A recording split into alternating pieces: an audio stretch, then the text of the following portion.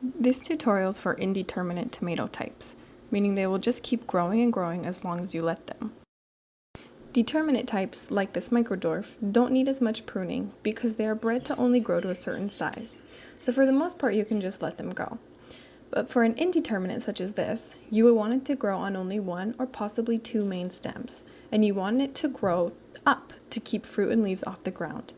I have found that a pole like this is better than a cage. Cages are best for determinate types that might need stability because they tend to be more bushy than tall. There are four major components of a tomato plant: the main stem, the leaf stem, the flower or fruiting stem, and what's called a sucker, or a new main stem that is trying to grow. Suckers are always in between the main stem and the leaf, which are usually at a 90-degree angle.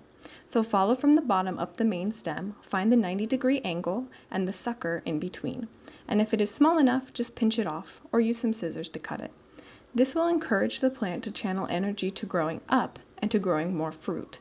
If you don't do this, you will get a tomato plant that is mostly leaves with little fruit. Your plant will also grow very large and take up a lot of space.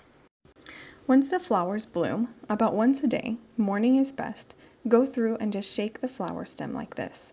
Tomatoes are self-pollinators, but shaking them helps the pollen fall down into the flower, so you can almost double the amount of fruit just by doing this simple step.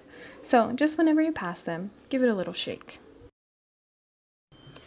Also, once the tomato plant starts to flower, you can side dress it with a fertilizer that is low in nitrogen, because we don't need more leaves, and higher in phosphorus, which helps in development of fruit. Even like a 0-20-0 or 0-20-20, the numbers don't really matter, just no nitrogen. Watering consistently is also very important. If you let the soil dry out and then flood it, the fruit will start to crack as it tries to soak up too much water at one time. I watered every day, but you could probably get away with a deep water every other day in hot weather.